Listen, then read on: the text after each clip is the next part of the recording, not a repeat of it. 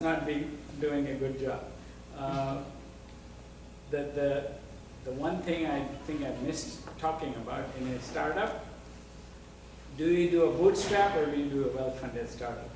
My realization from Cover is you have to do a well-funded startup, okay? Now, Cover is not in a position now to go get a lot of money because it's an old story, right? So VCs, when you go to them, they want to know how new is the story. If I say, hey, this is a 8-year-old story, they're not willing to. They say, okay, do whatever you do. Okay. Giving back a lot of things, particularly on the educational front, right? Involvement with Ekal Vidyalaya. How many of you know of Ekal Vidyalaya? Okay, only one. So Ekal Vidyalaya is a foundation that exists both in India and US and a few other countries, which focuses on primary education in very remote rural areas, right? Villages where a car doesn't reach, or you can only go there by bicycle or walking, right? So Ekal Vidyalaya was formed sometime in the 80s or maybe early 90s. We did the US Foundation in the year 2000. And then today, they have 58,000 schools in villages and educating more than 1.6 million children, right? So you may have heard of Pratham is the other primary education, but Pratham these days seem to be doing a lot of data gathering than actual educating. So Pratham's focus is on urban slum children or children of parents who are migrating. They may be carpenters today and farmers tomorrow, right? So during the off season, they go take their kids with them. So who is taking care of educating those children? So Pratham does a lot of those programs. So have been involved with Ekal Vidyalaya since year 2000. There's another education organization, college education, called FFE, Foundation for Excellence. So I was on the board for 4 or 5 years.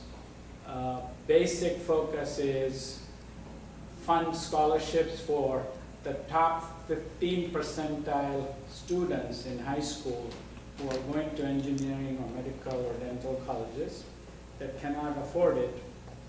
And the income level used to be $5,000 and $7,500. Right, so right now, anybody whose family income is around that type of amount cannot pay for college. So FFE does 500-600 of those scholarships every year. Okay? One of the largest college scholarship program in India, actually, even though it's done from here. And people like Prabhu Goyal and Kanwal Rekhi. So Prabhu set aside $5 million from his success to establish FFE. So I am one of the early supporters of Ahimsa Center in Cal Poly on the advisory board. JERF is a Jain Education and Research Foundation established about 3-4 years ago. So I am on their board, and if those of you who don't know this, the only professorship of Jainism in the US now has been established at Florida International University, and that's through funding from JER. And then good bit of involvement at Cal Poly in Pomona, although I was not associated with that school, but through Ahimsa Center I became associated, and I was on the the development council for the president, and then also on the advisory board for the dean. And recently, last 3-4 years, after IIT Gandhinagar was founded, 3 of us, Raj Mashruwala, how many of you know him? Okay, so Raj, myself, and Abhay Bhushan. By the way, the famous Bhushan who is part of AAP, Abhay is his brother. So this, most of IITs get a lot of funding like this through charity because their government salary scale, IITs are government institutions, So they cannot retain faculty or recruit faculty easily from here, right? So this kind of money pays them extra incentives for research projects, for students' visits to US for internships or presenting PhD papers. This kind of things are done from this kind of money. And in the last 4 years or so, we raised more than $400,000. So getting at least 100K a year from this. Okay, I think that I should shut up talking, and any questions?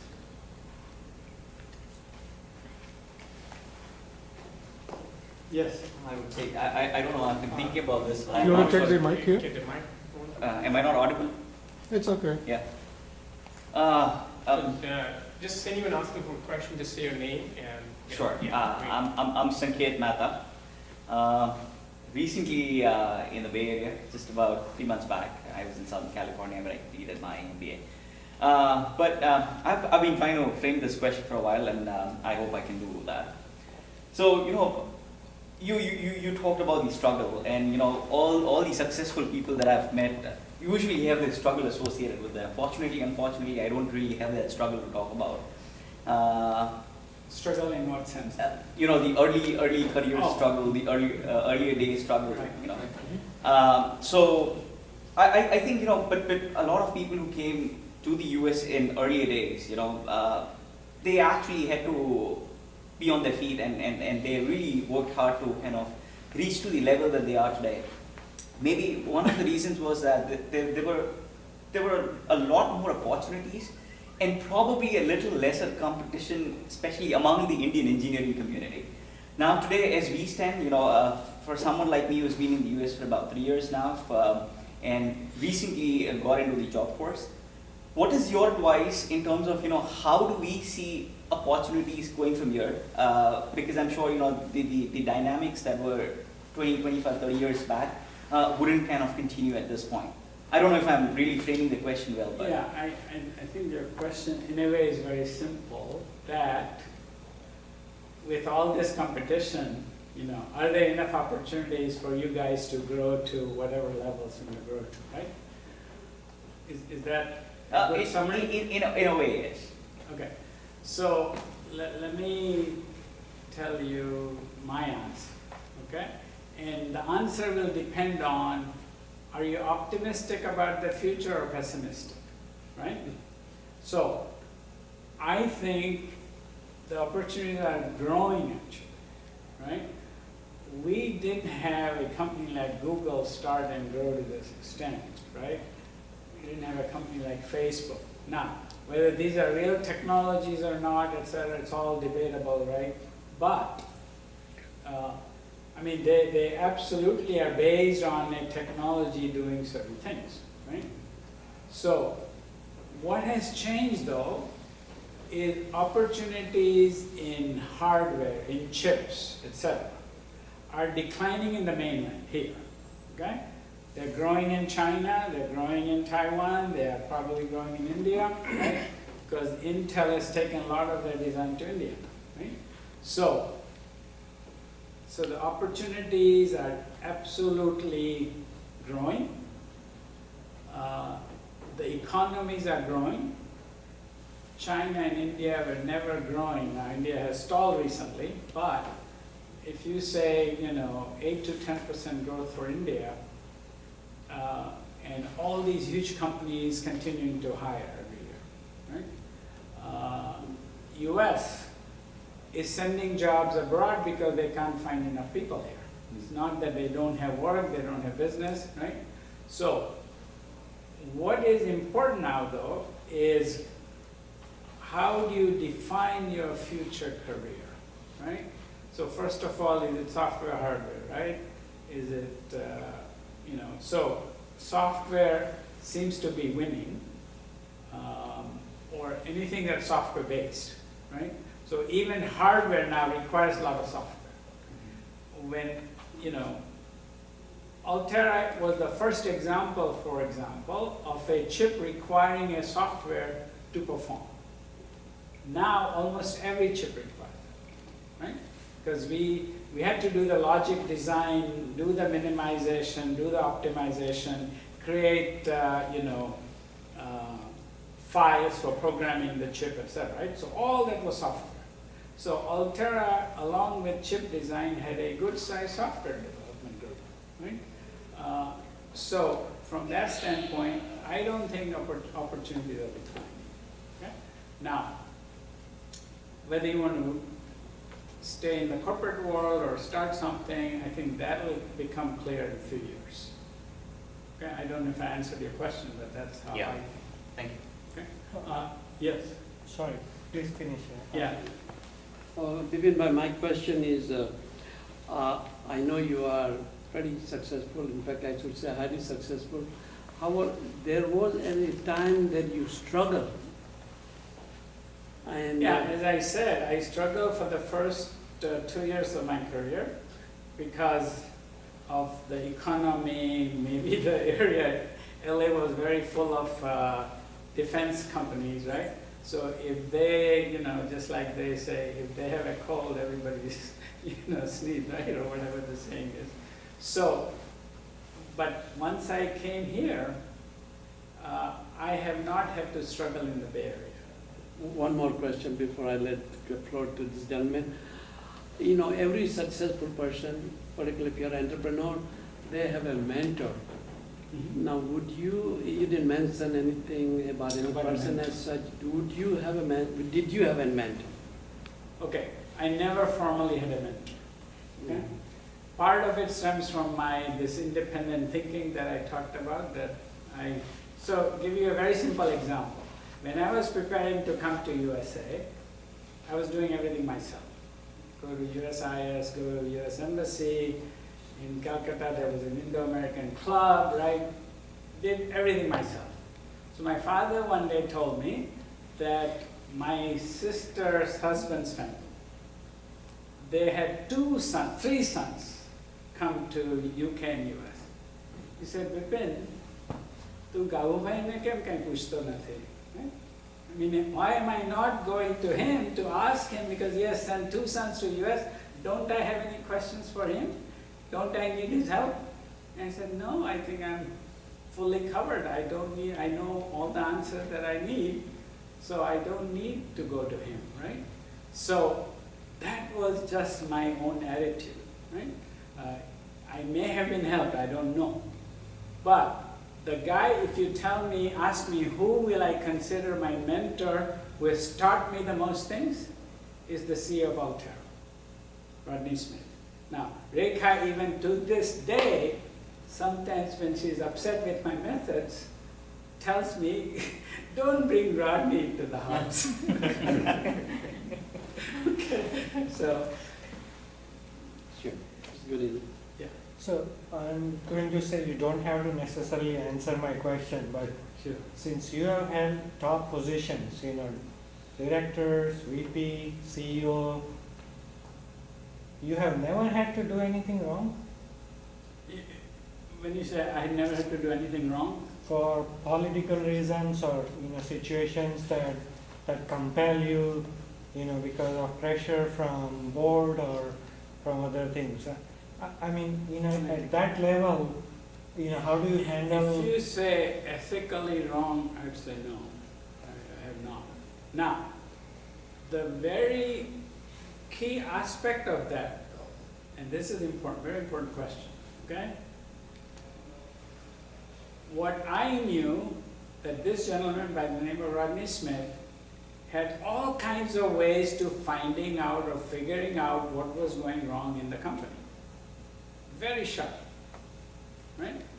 So if something went wrong in my own department, if one of my people screwed up or some mistake happened or some loss happened where the yield in this particular chip batch was going to be very low, I would be the first guy to go see my boss and say, Rodney, you're going to hear this, I know this, right? His first concern always would be, do you really know what's going on in your department, right? So, declare it up front. Don't try to hide it. And then, by the way, another Indian tendency, abhi nahi bolte hain. chalega. Don't do that. Be totally upfront. So when you are that and the person knows that you will hear the right thing from him, you won't get into trouble most of the time, right? Give you one other example. When I was running this operation at Fairchild, it was a military operation, right?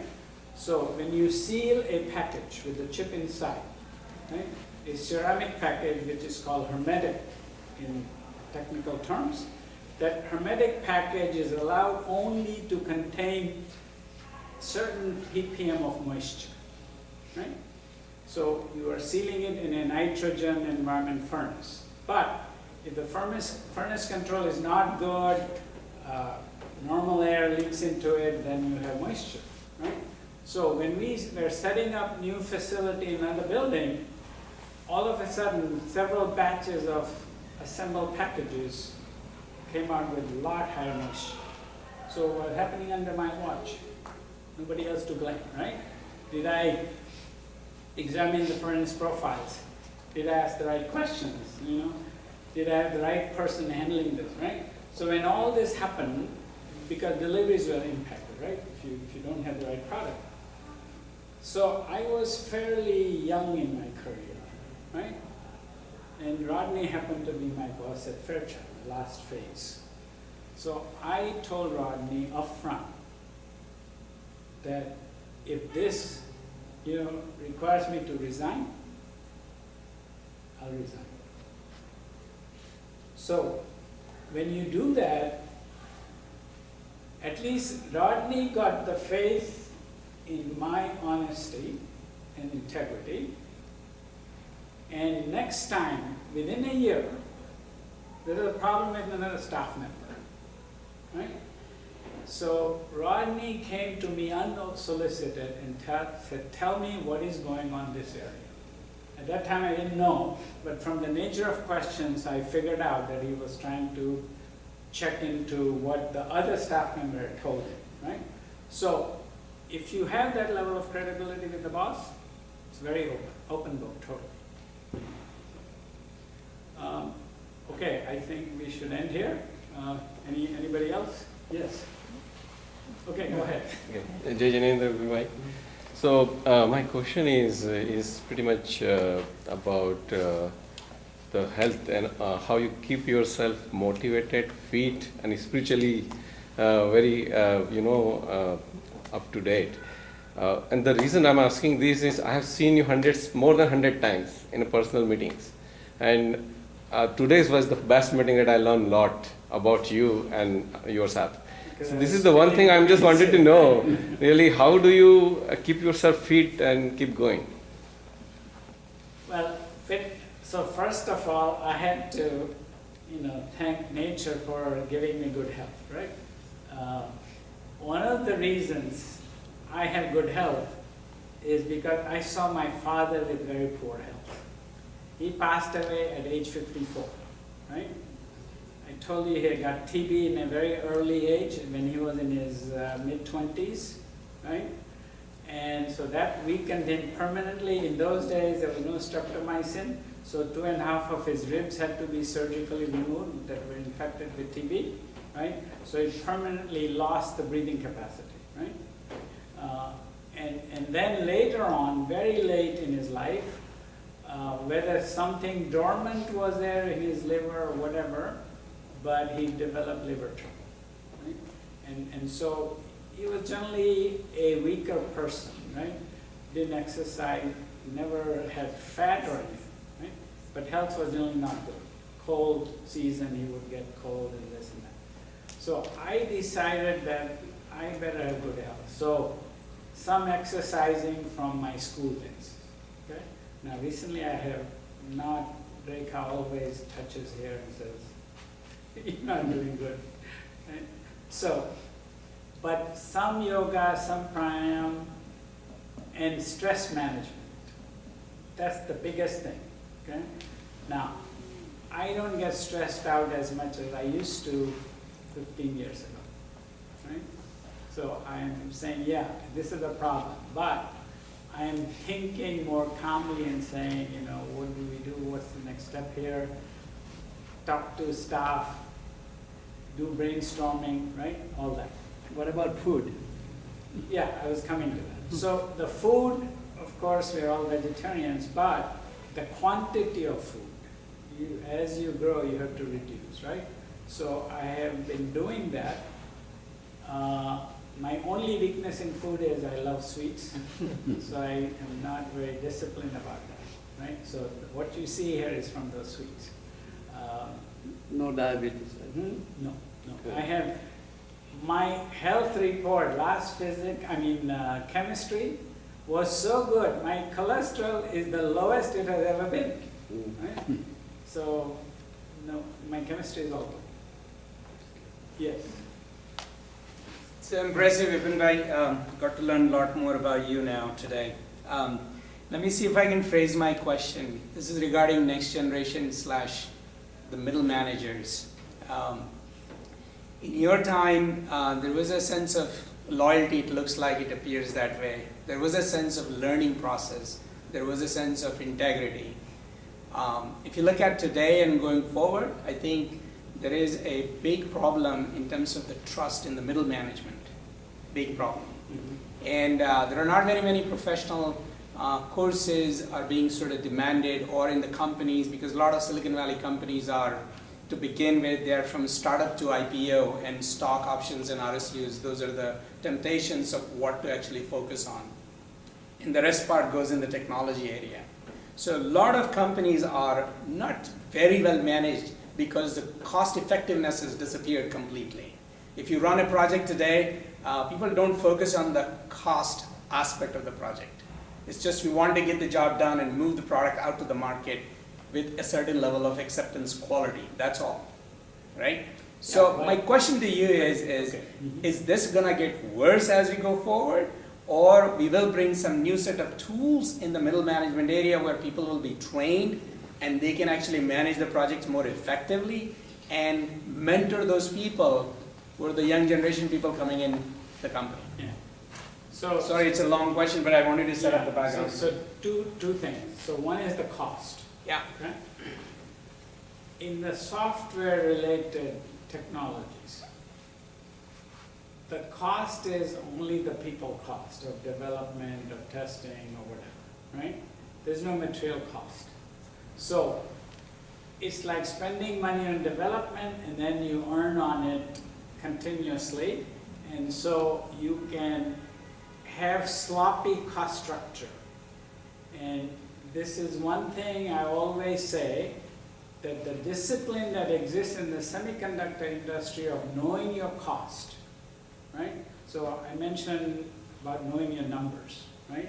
So I was supposed to know my yield variance for every day, saying, okay, what was my yield variance? Because if I don't know that, I get a call in the morning from Rodney saying, hey, this report shows, you know, a big yield variance today. Do you know what happened on the floor, right? So that kind of cost management doesn't even exist in the software business because they don't even know, right? When I was talking to my VPs in the software company saying, hey, why don't we know the cost? Because Vipin, you don't know software business, right? The easy answer always to me was, you don't know software, right? So how do you understand all this, right? Finally, I had to take control myself of this cost. And for the first time today, I know how many test cases my test engineer is creating per day, right? They didn't know that. They didn't care, right? So the costing is sloppy because, and the other aspect that has come in is this massive use of outsourced IT. Now, as an Indian, I feel good that these companies are doing good business, right? But if you look at it from a management standpoint, they're screwing up their clients royally. Really, I feel that way. Because in trying to put numbers into these companies based on which they get paid, they are not bringing any efficiency or automation or whatever improvements they should be bringing, because when they do that, the people numbers will decline. right? Because they're counting heads when they're saying what their revenue is. So, because I see that, I see Wipro doing testing at a company and saying, why are they still doing it this way, right? So, it's because of their greed, nothing else. And the guys that are running the IT on this other side either don't have the resources or the capability to question them, saying, so I still haven't answered your middle management question, right? So training is absolutely essential, I agree with you. But the pace at which companies are growing, right? Like take Facebook or Google or Yahoo or whatever, right? How do you keep up with that training? And how do you even keep up with the hiring the best? So that's a problem. What we have done recently, and this is all happening recently, that we are introducing employee-to-employee knowledge sharing sessions, right? So a tester today gets up and talks to all other testers and developers saying what are some of their ideas on how to test better, right? And one thing I learned in software in the last 5 years is, hey, this testing thing is a big, big mystery in software. Because in chips we had very specific specs. You say, okay, you're supposed to test leakage on the output, you're supposed to test, what is the frequency response. So everything is very, very specific, and method is very specific. In testing software, the tester creates the use case. Now, whether that has exact relationship to the end customer using it or not, sometimes you don't know. And so all these bugs issue in software is taken very lightly. In a chip, one bug means fatal. So the lack of cost, knowledge or control in software, the relaxed environment about bugs, right?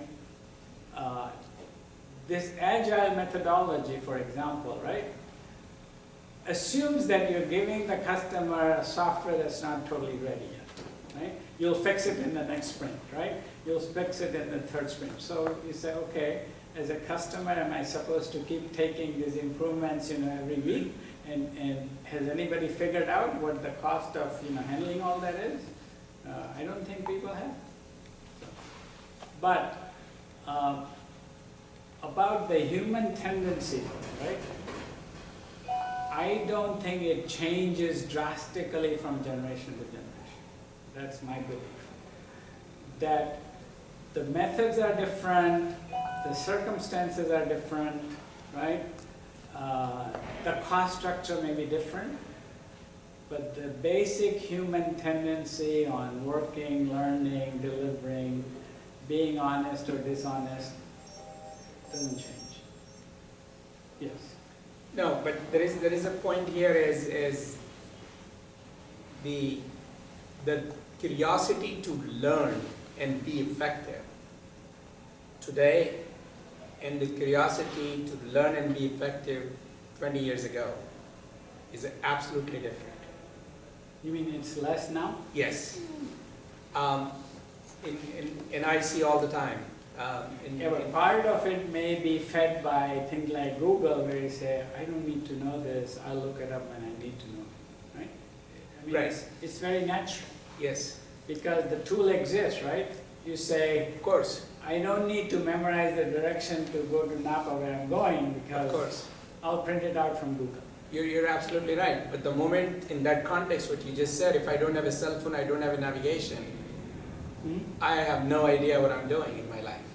So it's like not learning the fundamental, we say the para, the multiplication tables, because you don't need to learn them. You just punch the numbers and you get the answer, right? Right, So- but that whole common sense of dealing with the unknowns and be effective in the unknown environments, what you would have done in many of your situations, or you did, or many of your peers they did. If you put these people today, I mean, the learning process is degrading in my view. And that will some or the other way, it will create an impact, and we're so dependent on these tools. And if these tools didn't exist, or it doesn't exist going forward, we are totally handicapped. Okay, so I'm not in a position to answer your question for two reasons, right? I mean, first of all, I'm not in as large an organization today as I used to be. So my knowledge is based on a